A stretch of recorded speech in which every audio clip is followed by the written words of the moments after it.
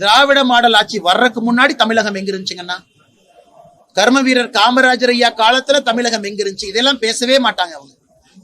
கர்ம வீரர் காமராஜர் ஐயா தன்னுடைய ஆட்சியை முடிச்சுட்டு 1954 63 ஆட்சியை முடிக்கும் பொழுது தமிழகம் முன்னாடிதான் இருந்துச்சு. தமிழகம் நீர்ப்பாசனத்துல இந்தியாவிலே முதன்மையா தான் இருந்துச்சு. அப்ப எல்லாம் முன்னாடிதான் இருந்தோம். ஏன் டாக்டர் எம்ஜிஆர் ஐயா புரட்சி தலைவர் ஆட்சி காலத்துல தமிழகம் எங்க இருந்து முன்னாடிதான் இருந்துச்சு. இவங்க எப்படி வாயிலே வட சொல்றாங்கன்னா, திமுக என்கின்ற கட்சி தோன்றிய பிறகுதான் நீங்கள் நானும் சட்டை போட்டுட்டு நாகரிகமா இருக்கிற மாதிரி கதை பேசுறாங்க.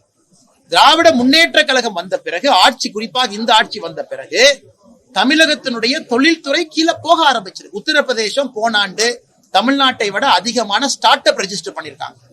நீங்க ஹரியானாவினுடைய பெர் கேபிட்டா ஜிஎஸ்டி தமிழகத்தினுடைய பெர் கேபிட்டா ஜிஎஸ்டியை விட ஹரியானா அதிகம். நீங்க எல்லா குறியீடுகளும் எடுத்து பாருங்க. இரண்டாவது இருக்கும், இதற்கு முன்பு இரண்டாவது இருந்தோம். ஆனா மூன்றாவதுக்கும் இரண்டாவதுக்கும் இருக்கிற கேப் குறைஞ்சிருக்கு. நான்காவதுக்கும் இரண்டாவதுக்கும் இருக்கிற கேப் குறைஞ்சிருக்கு. அதனால 2030 வரும் பொழுது இப்பவே உத்தரப்பிரதேசம் தமிழகத்தை தொட்டுக்கிட்டு இருக்காங்க. மிகப்பெரிய மாநிலமாக, இந்தியாவுடைய இரண்டாவது பெரிய மாநிலமாக. கர்நாடகாவுக்கும் நமக்கும் இருக்கிற கேப் குறைஞ்சிருச்சு. அந்த பொய்யே சொல்லவே மாட்டாங்க. அதை சொல்லவே மாட்டாங்க, பொய்யா பேசுவாங்க.